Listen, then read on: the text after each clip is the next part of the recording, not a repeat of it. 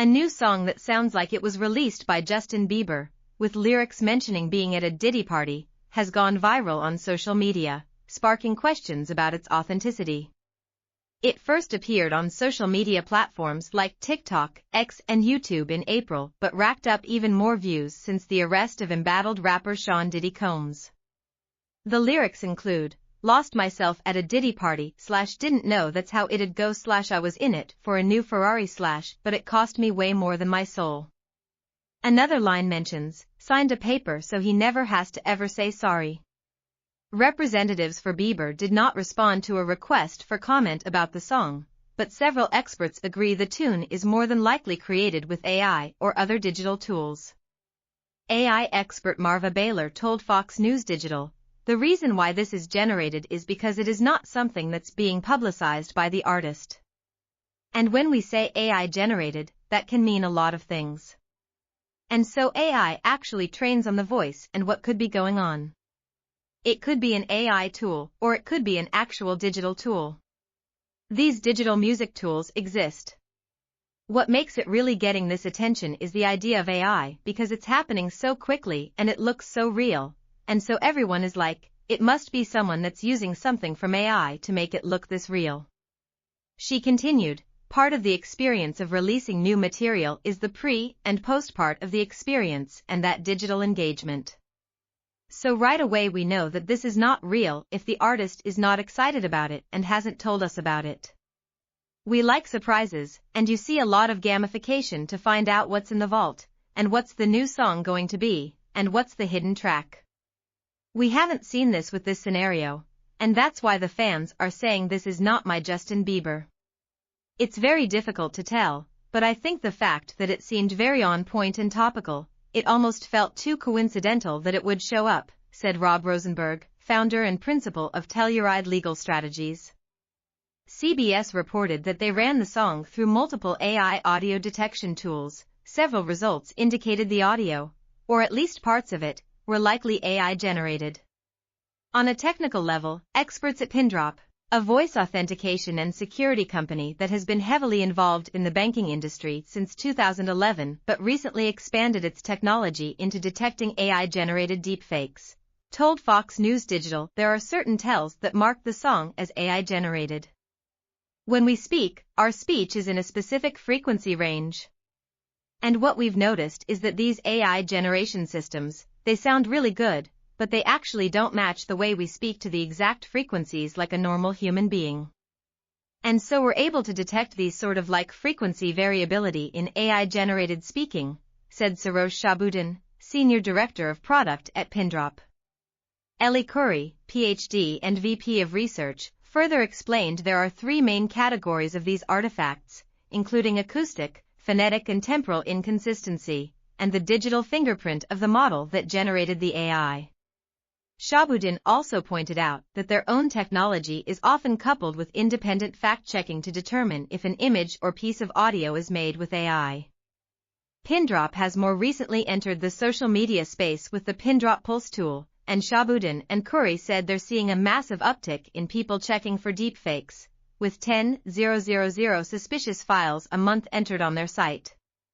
They noted that the distribution of the media files that we labeled as synthetic versus not synthetic, it's quite large, and it is alarming thanks in part to the open-source tools available to the public to create deepfakes. There's very little that can be done to stop the use of those models. It's crazy, Shabuddin said. Apart from the question of the content featured in the song, there's also the financial implications of ongoing deepfakes for Bieber and other artists. The point of TikTok is, you make your fun little creations, and you put cartoons and talking heads and fun new creations, and people are using this as the background music for these new creations. And so it keeps going on and on and on. And normally, if that was a licensed song, every time one of those creations would play, you would get royalties. And then this whole world, nobody's getting any royalties, Baylor said. These social platforms are going to start to see music-related deepfakes as a very different category of media versus political or other types of deepfakes, Shabuddin explained. And the reason is that there are labels and sort of organizations that own the licenses to these singers and artists, and that impacts the way that royalty is distributed to these artists. So these singing deepfakes are actually a new class where there's a significant revenue impact. And I think the platforms like YouTube are going to start to take this far more seriously than non-singing or music-related deepfakes. He added, "Imagine if this person who created this deepfake actually submitted it as a song on Spotify and then got thousands of streams. That is money that goes to somebody where you know that money does not belong to that person." Even with money on the line, Baylor said Bieber isn't going to bother addressing the deepfake for a few reasons. Bieber is not addressing it because he has millions of followers on Instagram, and he even, reportedly, gets paid close to $2 million to do a post on Instagram, she said. So if his PR team addressed every unauthorized remake of his music, that would be all that they would be doing. And by the way, he just had a child 3 months ago, so he's busy with his family. Him and his PR team, they don't want to put unwanted attention on people that are trying to harm his brand. And you also could argue, are they harming his brand? Since Combs' arrest and charges, Bieber's past friendship with the disgraced mogul has been under the microscope, along with other celebrities, with fans scrutinizing resurfaced videos of the two interacting. But Rosenberg advises people to be cautious with each new piece of media that arises as the allegations against Combs go to trial. "I actually think we're going to see a lot more new information come to light, and I think at the same time that's happening, there's going to be new disinformation," he said. "There's going to be deepfakes, people who are exercising all their creative juices and creating images and video and stories, which is why people are really going to have to scrutinize the things that they see and they find to make sure they're not just being messed around with." The track featured a catchy beat and playful lyrics that hinted at unforgettable nights spent with hip-hop mogul Diddy. Lines described a lavish mansion lit up with neon lights, bottles popping, and friends dancing until dawn.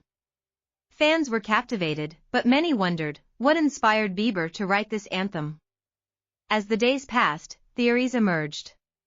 Some believed it was a tribute to Diddy's legendary parties, known for drawing the biggest stars in the industry. Others speculated it was a behind-the-scenes look at a real event, with hidden stories woven into the lyrics. Social media buzzed with speculation, as fans pieced together clues and shared their own experiences at legendary gatherings. To delve deeper into the mystery, a group of fans decided to investigate.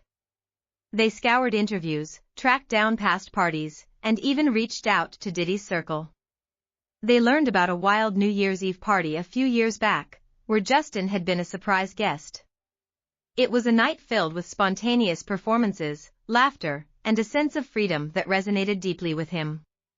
Intrigued, the fans organized a mini-party of their own, dubbing it the Diddy Party Experience. They recreated the atmosphere with music, decorations, and a playlist of tracks that spanned decades. As they danced and shared stories, they felt a connection to the carefree spirit that inspired Bieber's song. Finally, the day arrived when Justin announced a live stream to discuss the song. Fans tuned in from around the globe, hearts racing with anticipation.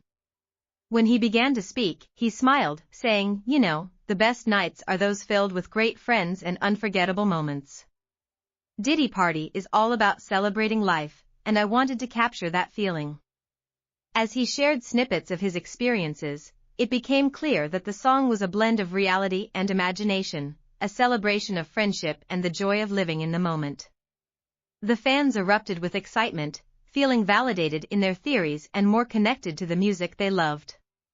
The mystery of Diddy Party transformed into a celebration of creativity, reminding everyone that sometimes the best stories come from real-life experiences, intertwined with a little magic. In the end, the song became more than just a hit, it became a symbol of camaraderie, unity, and the unforgettable nights that stay with us forever.